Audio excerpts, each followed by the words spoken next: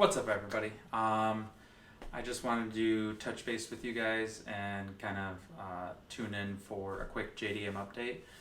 As many of you know, I'm into JDM products heavily, which is Japanese domestic products. A lot of these products you guys can look up at Japan Import Tackle.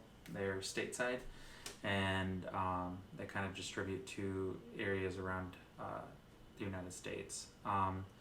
If you guys are too scared to kind of go into Japanese websites and get stuff over here. But I just wanted to give you a brief overview, closer look at the products that I used in the video, and kind of my thoughts about them real quick. So we'll start with the Imakatsu Metal Rat, and I just want to kind of give you guys my quick thoughts.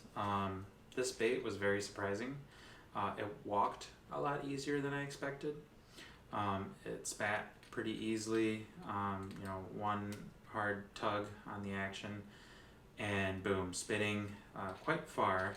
But what surprised me the most was how quickly and easily I figured out how to walk this bait. Essentially, one loud knocker. Super easy to walk. Has two types of setups. It comes with a nice tail to match the color depending on what color metal rat you get, and then the other thing that it comes with is a nice feathered treble hook.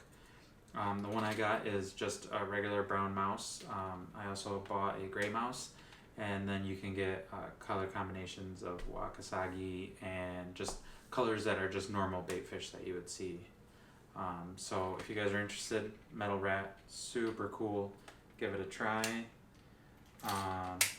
Next, I don't have video of me catching a fish with this bait, but the Geecrack Dumbbell.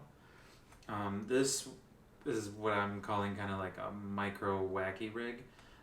It falls very horizontal, shimmies nice and slow, all things that surprised me. A lot of people thought that perhaps it would fold over. And kind of fall all kind of with the two dumbbell portions going up. I thought it was going to fall faster, but it had a super nice shimmy, just kind of going down gradually, so I would pick it up. You can get a pack of 2.8 inches, 8, so not that bad, 8 in a pack. And then the thing that I wanted to talk about the most, that I was most excited for, is the evergreen stabil. But before we get to that, I want to talk about the rod that I'm using. It's a 6/8 revoltage, medium heavy. Super amazing rod. I love the aesthetics. I love what they did with the looks, the colors. It has revoltage on here, super nice yellow, bright. What I love though more than anything is the versatility that I have with this rod.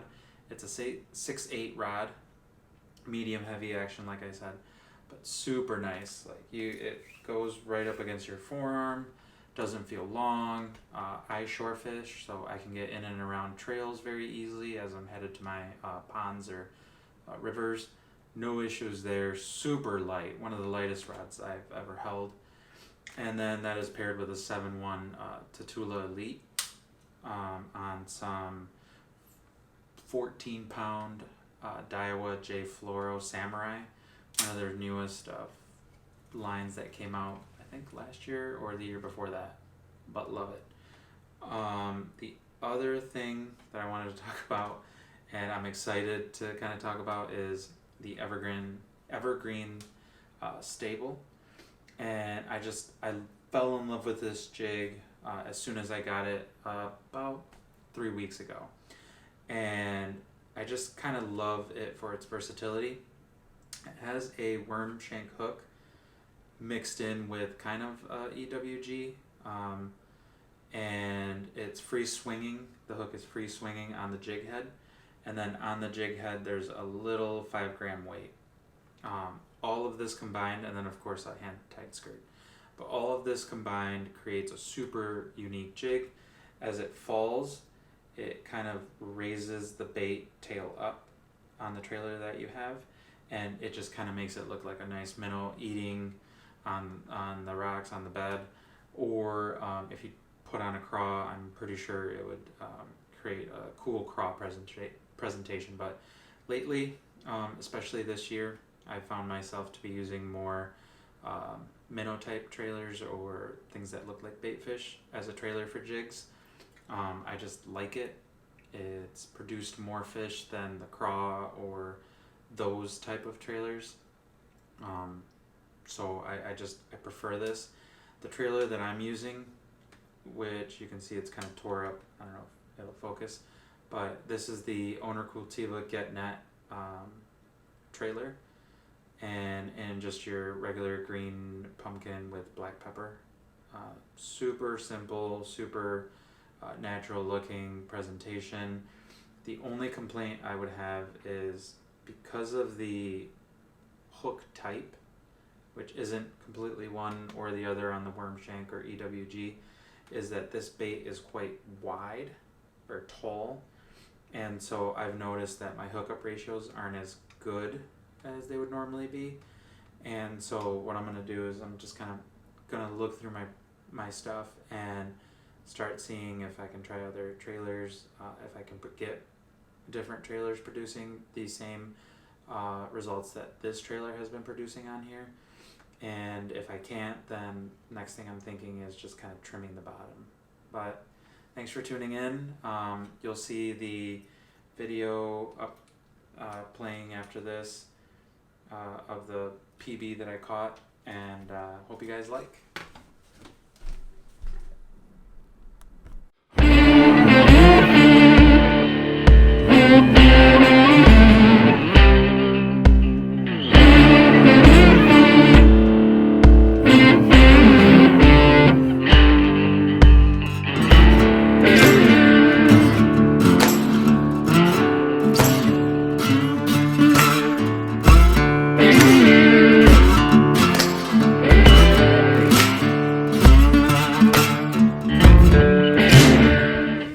Here we are, ladies and gentlemen.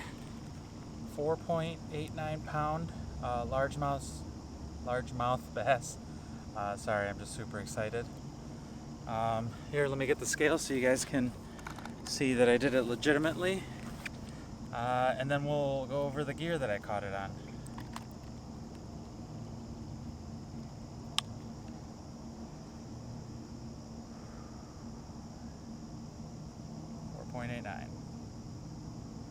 What a chunker. Alright, so after a couple minutes, I went back to the stable, evergreen stable, and just so you guys see proof that it's catching. Here's one of the biggest rock bass I've caught. We'll get the hook out, 3/0 hook, 5 gram weight for the stable.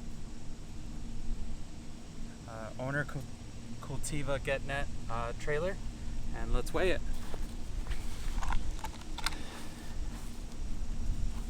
These things are really fun to fight. I feel like rock bass just have a good fight, so let's zero it out.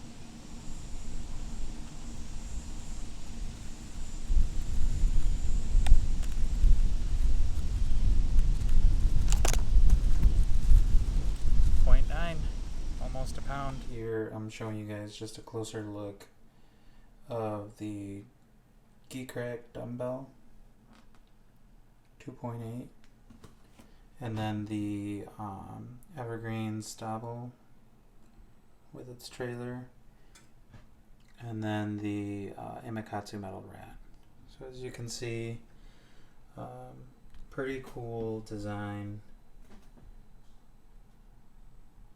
Very realistic features, and then the tail I was very impressed by. And then there it is, the jig that caught my PB.